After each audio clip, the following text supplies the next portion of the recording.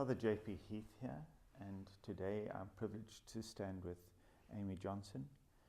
Amy, you and I have done work on sexuality education.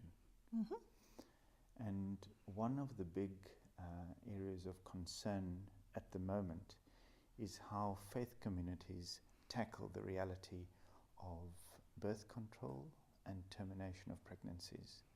Now, when I look at the book of Numbers, particularly chapter 5, I look at communities that discuss this. I look at families that engage with this in relation to their faith community, and that there is the knowledge and the ability to terminate pregnancies in a context where people talk about it, where people discuss it, and where it is considered necessary for the family or for the community.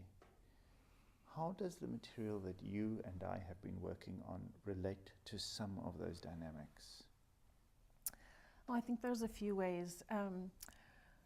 I think that any time that there's a pregnancy and there's a person with a body that is growing another life, that there are many things to take into consideration, and that all of those situations are unique and very sensitive and require a lot of thought about how to care for that situation.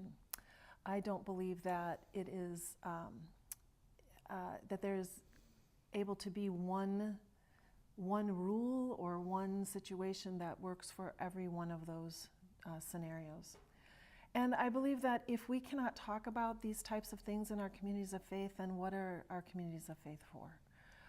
We are faith families together who need to be there with each other and talk through things that are celebrations and things that are hard and things that we need to lean on each other for. And so those are some of the ways that I think the material you and I have been working on strive to help people understand that there are some things that are challenging, but that people need to work together in community and ultimately figure out what they need to do that works for them between themselves and their Creator.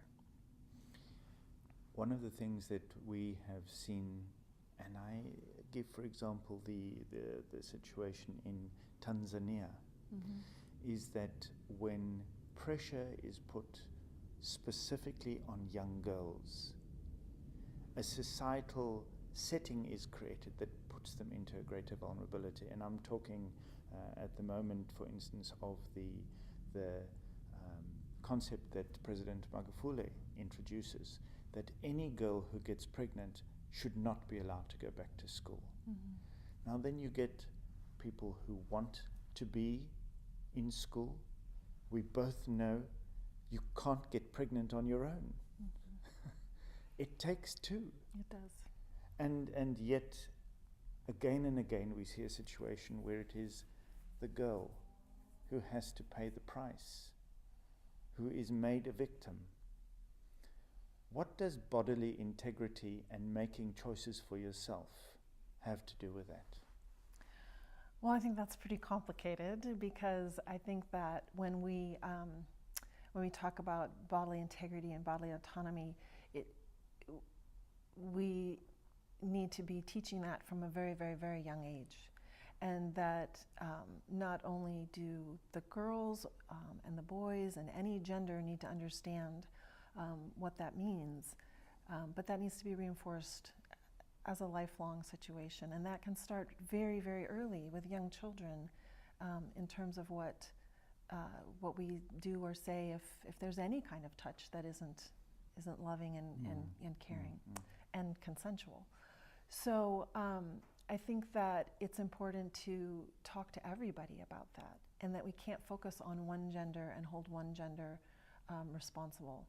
It takes always more than one person to create a pregnancy, whether we're talking about that happening the traditional way or whether we're talking about ways that people do that with science. It still takes a decision between people with sperm and people with eggs and uteruses to decide how to bring them together.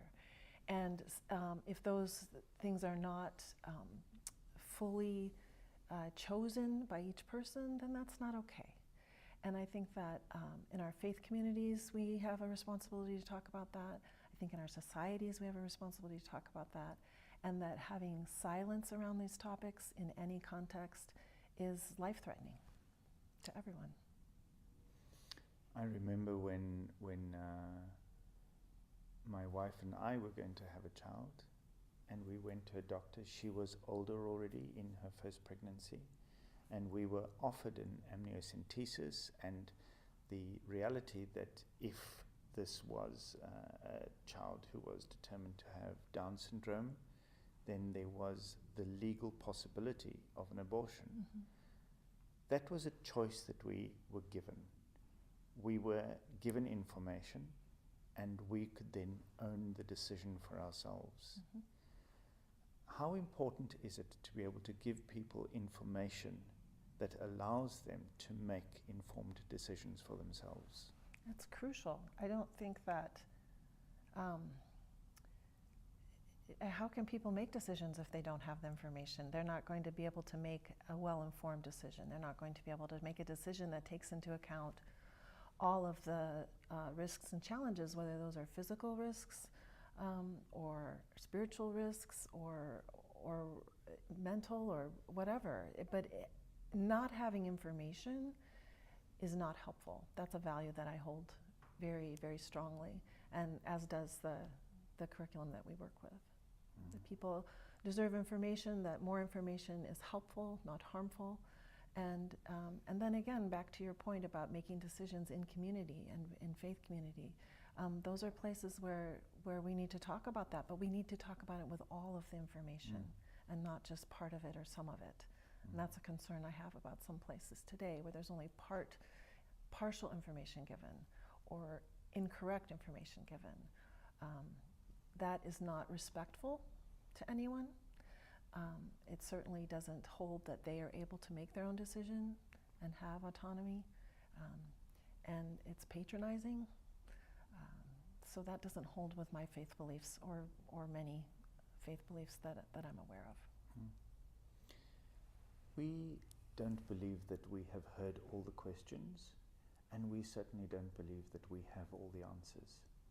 But we do believe that God creates in love and God gives life, and that when we give people information and we give people the environment in which they can be safe in terms of taking decisions for themselves, we help them to a place where life is more appreciated and where life is celebrated.